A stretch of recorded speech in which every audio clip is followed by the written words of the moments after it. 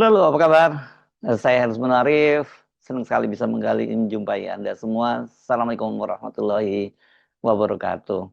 Pengelolaan haji tahun 2025 ini sejatinya akan menjadi pengelolaan haji terakhir bagi Kementerian Agama. Tapi ini tampaknya, ini kalau dalam bahasa agamanya, Kementerian Agama tidak berakhir dengan husnul khotimah ya, karena tahun depan ini pengelolaan haji kan akan langsung dikelola oleh Badan Pengelola Haji yang dipimpin oleh politisi Partai Gerindra Irfan Yusuf dan wakilnya Daniel Anzar Simanjuntak. Tapi ternyata pada pengelolaan tahun ini banyak sekali catatan-catatan yang bukan hanya berasal dari para jemaah haji dan tim pengawas haji. Yang memprihatinkan adalah catatan dari pemerintah Arab Saudi yang disampaikan oleh Kedutaan Besar Arab Saudi di Jakarta. Surat itu sebenarnya atau nota diplomatik itu sebenarnya ditujukan kepada Menteri Agama, kemudian Dirjen Haji, dan juga kemudian Direktur Timur Tengah untuk Kementerian Luar Negeri, dan kemudian sejak kemarin sudah bocor ke media massa, dan isinya yang cukup memprihatinkan itu salah satunya catatan yang disampaikan oleh pemerintah Arab Saudi itu yakni berkaitan angka kematian yang sangat tinggi dari jemaah haji Indonesia ini, karena total ini jemaah haji Indonesia meninggal dunia itu mencapai 50% dari jumlah jemaah haji dunia yang meninggal dunia. Kalau data terakhir kemarin saya baca itu 275 orang. Saya tidak tahu apakah sudah ada tambahan lagi dari yang wafat ya di Tanah Suci dan juga selama proses pemberangkatan haji itu. Nah, soal ini yang kemudian banyak sekali di media sosial muncul berbagai komentar, karena ini berkaitan dengan haji, ternyata kok mau ganti menteri agamanya dan sebagainya, tetap aja pengelolaannya seperti itu. Nah, apa sih penilaian dari pemerintah Arab Saudi yang disampaikan dalam suratnya ke pemerintah Indonesia itu, yang kita bisa artikan ini sebagai sebuah teguran, dan kemudian kita jadi teringat juga beberapa waktu yang lalu kan Kepala Badan Penyelenggara Haji Yusuf Irfan itu menyampaikan rencana pemerintah Arab Saudi untuk memangkas kuota haji Indonesia itu sampai 50%-nya. Tapi kemudian katanya melalui lobby-lobby karena diyakinkan, akhirnya rencana itu dibatalkan. Ya, tapi kalau kita lihat surat ini ya, surat dari Kedutaan Besar Arab Saudi, ya kita nggak terlalu kaget kalau sampai ada wacana untuk memangkas kuota jemaah haji Indonesia sampai hanya 50%-nya saja. Dalam nota diplomatik itu memang disampaikan berbagai temuan ya, atau sejumlah temuan yang berkaitan dengan kesalahan penyelenggaraan ibadah haji tahun 1446 Hijriah atau tahun 2025 Masehi. Kedutaan menyampaikan bahwa Kementerian Haji dan Umroh Kerajaan Arab Saudi telah mengidentifikasi adanya kesalahan-kesalahan penyelenggaraan yang besar bagi jamaah haji Indonesia pada musim haji tahun 1446 Hijriah di seluruh fase perjalanan, mulai dari kedatangan, akurasi data, hingga pelaksanaan ibadah dan fase kepulangan jamaah. Itu bunyi dari nota diplomatik bernomor 211 garis hubung 5261 yang ini ditandatangani di Jakarta hari Senin tanggal 16 Juni 2025. Jadi awal pekan ini. Tapi nah, ini ada suratnya, ini dalam bahasa Arab, dan tadi saya seorang teman ini menerjemahkannya. Bunyinya seperti ini. Jadi kualifikasinya mendesak. Kedutaan Besar Kerajaan Arab Saudi di Republik Indonesia menyampaikan salam hormatnya kepada Kementerian Luar Negeri Republik Indonesia. Ini salah satu suratnya ya. Sehubungan dengan musim haji tahun ini, 1446 Hijriah, Kementerian Haji dan Umroh di Kerajaan Arab Saudi telah mencatat adanya kesalahan dalam pengaturan yang dilakukan oleh pihak Indonesia. Kesalahan tersebut terjadi dalam semua tahap perjalanan haji, mulai dari kedatangan dan keakuratan data jemaah hingga distribusi akomodasi dan kesiapan untuk keberangkatan. Hal ini terjadi karena tidak mematuhi ketentuan yang telah disepakati dalam pertemuan-pertemuan resmi antara Kementerian Haji dan Umroh Arab Saudi dengan pihak Indonesia. Sejak kedatangan kelompok pertama jemaah haji Indonesia ke Kerajaan Arab Saudi sebagai berikut. Memasukkan jemaah haji dari Indonesia ke dalam program haji reguler tanpa mempersiapkan akomodasi mereka secara tepat, sehingga menempatkan mereka di hotel-hotel tidak resmi yang tidak memenuhi standar layanan. memindahkan jamaah dari Madinah ke Mekah tanpa memperhatikan prosedur kesehatan, tidak mematuhi kesehatan dan persyaratan kelayakan medis yang menyebabkan meningkatnya jumlah kematian di kalangan jamaah haji Indonesia sebelum dimulainya ibadah haji yang mencapai 50% dari total kematian jamaah luar negeri. Oh, ini jadi sebelum dimulainya ibadah haji ya yang mencapai 50% itu. Tidak menyepakati kontrak dalam proyek dabihah atau penyembelihan hewan kurban yang sah dan tidak memastikan bahwa jamaah haji Indonesia terdaftar dalam sistem resmi untuk menunaikan kurban dan dam. Tidak mematuhi kontrak resmi dan legal dengan penyedia layanan untuk memenuhi permintaan jamaah.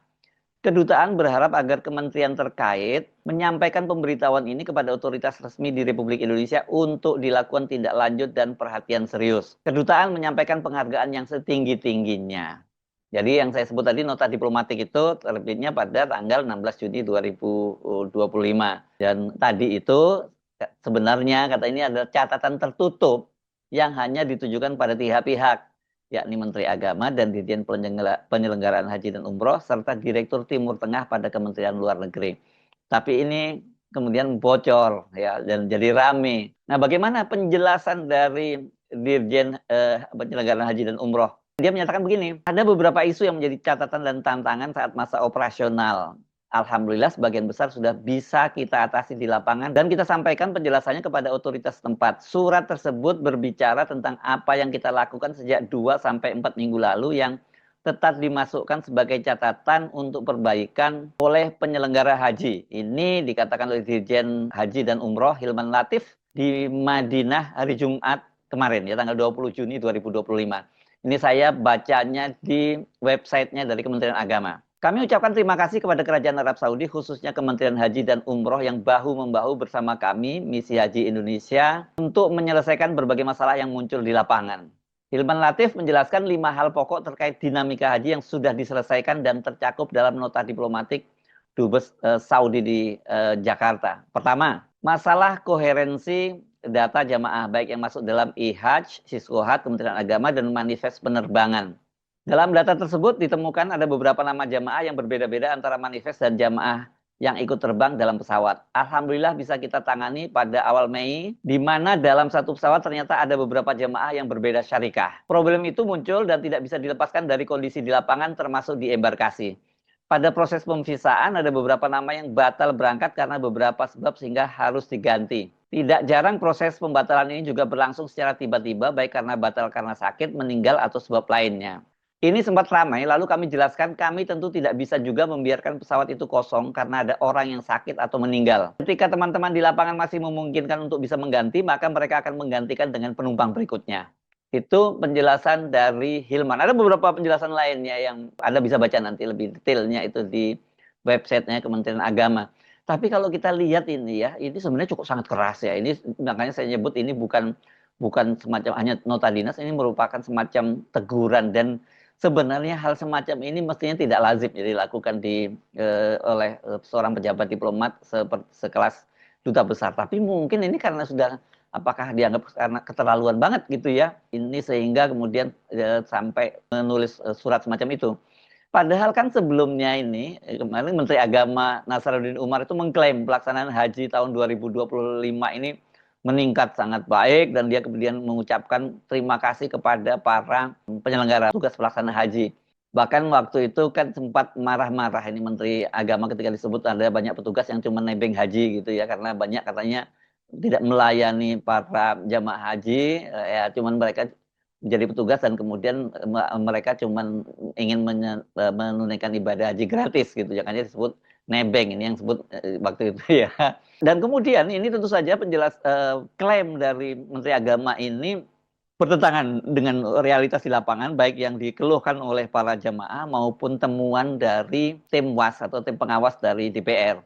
Karena ribuan jemaah haji Indonesia tahun 2025 ini dilaporkan terpaksa berjalan kaki dari Musdalifah menuju Mina karena armada pengangkut yang minim dan terjadi kemacetan parah. Dan mayoritas jemaah haji yang terpaksa berjalan kaki itu juga tidak mendapatkan tenda untuk beristirahat. Ini saya baca di Detik nih. Anggota tim pengawas haji DPR RI Muslim Ayub menilai kondisi ini terjadi buntut manajemen pengangkutan dan akomodasi jamaah yang buruk. Kita tidak ingin kejadian seperti ini terus berulang. Dan saya melihat langsung video ibu-ibu lansia terlantar di Arafah karena tidak ada tenda yang menampung mereka saat situasi sangat luar biasa. Memang banyak sekali kemarin dia video-video di media sosial yang membuat kita memang sangat prihatin melihat situasi di Armina ini. Ada juga jemaah haji yang terlantar dan terpaksa beristirahat di tempat-tempat terbuka seperti trotoar hingga tempat terbuka lainnya. Anda itu menemukan itu banyak kali bertebaran di media sosial. Nah, Muslim Ayub menyatakan hingga 10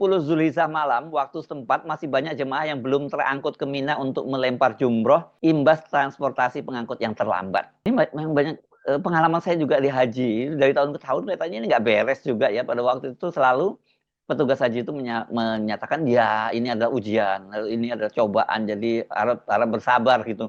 Saya waktu itu menyatakan ini bukan soal ujian, tapi ini soal pengelolaan yang tidak profesional. Jadi dua hal yang berbeda. Ini sering benar kita mengeksploitasi kesabaran karena ini ibadah begitu. Ini kan memang kuota siap kloter itu kan seharusnya sudah ditetapkan, tapi kendaraan yang disiapkan selalu nggak sesuai. Akibatnya yaitu pengangkutan jemaah haji tidak berjalan lancar. Dan ini katanya menunjukkan pelaksanaan jemaah haji tahun ini banyak kekurangan yang harus segera dievaluasi.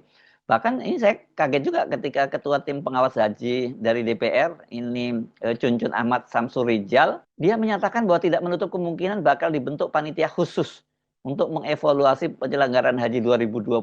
Nah, kalau itu terjadi lagi, ada pansus, ya ini mengulang yang terjadi pada tahun 2024.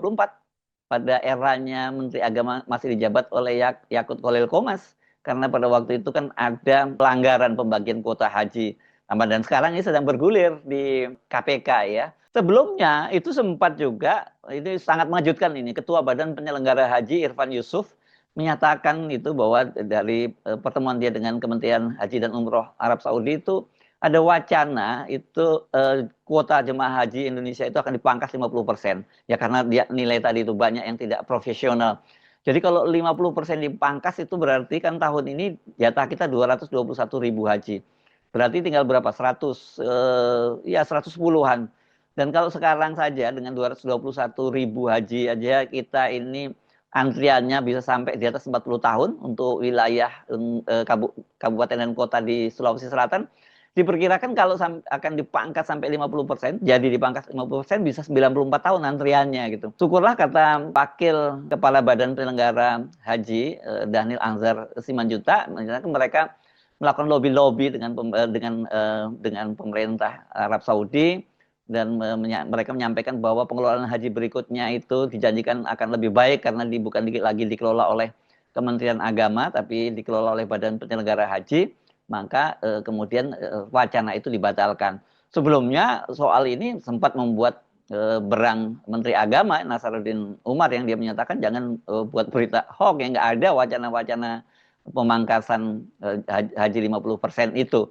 Nah ini mana yang benar, tapi apakah itu hoax atau ini bluffing saja dari Badan Penyelenggara Haji, tapi realitasnya kan sekarang ini muncul surat dari Kedutaan Besar Arab Saudi di Jakarta, dan ini memang sesuai dengan apa yang sebelumnya disampaikan oleh Ketua Badan Penyelenggara Haji tentang mengapa alasannya kemudian mau dipangkas sampai 50%. Itu catatan-catatannya seperti itu gitu. Kalau menurut Dhanil Anzar Simanjuntak itu dia menyatakan bahwa dia meyakinkan bahwa komitmen pemerintahan Prabowo Subianto untuk melakukan perbaikan dalam tata kelola haji.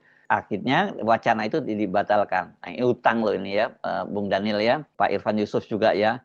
Apalagi Anda kan tentu saja belum punya pengalaman soal mengelola haji ini. Ini hati-hati, jangan sampai pada haji berikutnya ternyata jauh lebih berantakan dibandingkan dengan yang dikelola oleh Kementerian Agama. Kementerian Agama ini kan sudah berapa puluh tahun ya mengelola ini, tapi sampai sekarang tidak pernah menjadi lebih bagus gitu. Apalagi kalau ini lembaga baru. Jadi ini saya kira pertaruhan juga untuk pemerintahnya Prabowo dengan membentuk badan penyelenggara haji ini yang tentu saja diharapkan ya, apalagi Pak Prabowo menginginkan kalau bisa lebih murah begitu. Pertaruhan yang luar biasa, apalagi urusan haji ini menjadi concern dari banyak pihak, dan persoalan-persoalan tadi itu, persoalan antrian yang panjang dan sebagainya, kemudian pembagian kuota dan sebagainya itu bisa jadi masalah yang sangat serius. Belum lagi deal dengan syarikat-syarikat yang ada di Arab Saudi. Ini kalau orang baru yang melakukan deal bisa aja loh dikerjain oleh mereka. Mudah-mudahan saja pengelolaannya memang lebih baik, dan saya kira ini memang harus dimulai dari hari ini setelah pelaksanaan haji usai. Ini perlu kerja keras dan kerja besar sehingga pengelolaan haji Indonesia itu bisa jauh lebih baik. Kalau enggak, nanti orang Kementerian Agama akan apa ya, akan bilang tuh gua bilang juga, gua kati juga apa gitu ya. Saya Herzubun Arif, sampai jumpa lagi. Wassalamualaikum warahmatullahi wabarakatuh.